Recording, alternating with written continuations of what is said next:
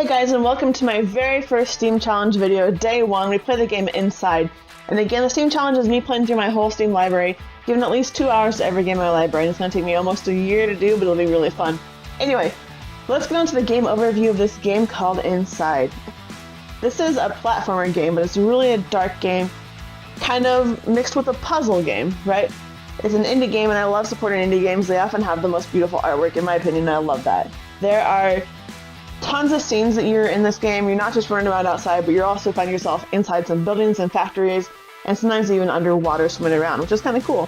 There have been a ton of positive reviews on this game, especially on Steam, which again is a very hard audience to please, but it's also won tons of awards from the industry. It released July 7th in 2016, and you play as this young boy. We gave him some unique name because you don't know much about this boy. You start off just running around, and you expose the story and reveal the story as you play, which is really kind of interesting. You don't know what you're doing, why you're doing what you're doing, but it unfolds itself to you as you play along. And part of that is because it's a puzzle. Every scene is a puzzle. If you mess up, it has generous saves for you, so if you mess up, like falling off a ladder, you'll probably be transported up like right above where that ladder is. So that's a really nice thing. You don't just have people in here trying to kill you, but you also have dogs and sometimes even mermaids who are trying to take your life. So it's really interesting, all the bosses, quote-unquote bosses, right, taking you down. Every level is a puzzle that gets harder and harder as the game progresses. You use a lot of the mechanics that you learned early on in your game, which is kind of fun. You also have these brain-dead people that you're trying to figure out what in the world is happening to them as you play along, and you get to even like brain control them, which is kind of fun too. So anyway, let's jump in and see what the good was about this game.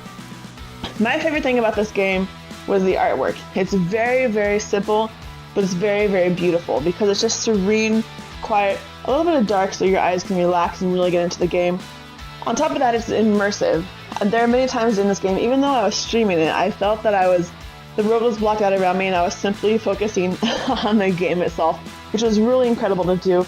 It's really hard for smaller games to do that, and I think this game did a really great job of that. The sound is really great in this game too. It just draws you in completely.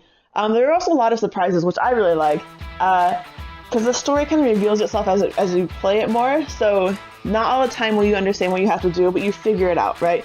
There are times when you have to act like a robot, you have to walk like they do, jump like they do, and it's just kind of experiencing things around you that just really makes it fun.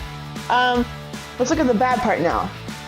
There wasn't much bad with this game, and it's hard for me to even say there was much bad because I really enjoyed it.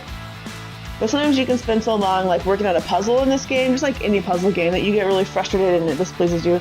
However, when you do finally figure it out, it's just such a flow of relief and excitement that you really enjoy it. So the bad part is that and simple.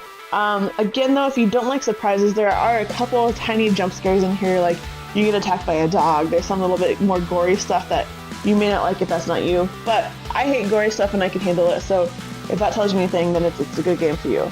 Alright. Let's get down to the brass tacks. The real question here, will I play it again? I say absolutely I'll play it again. In fact, I can't wait to find a couple more hours to dig out so that I can dedicate my time to finishing this game. I said the playtime in this game is about 5 or 6 hours long. I've already done a couple hours into it, so I'm ready to go. And just want to see how it ends. I'm really excited about that. I can't wait actually to control more brain dead people too. That's probably one of my favorite parts of this game. So, now that we've seen Inside, I recommend it. Do play it. It's well worth your investment and your time. Let's see what's next on my Steam Challenge list. Kerbal Space Program is up next. A very hard game. Great reviews though. We'll see if it's a game for me or not. Follow me on Twitch if you want to see these games played live.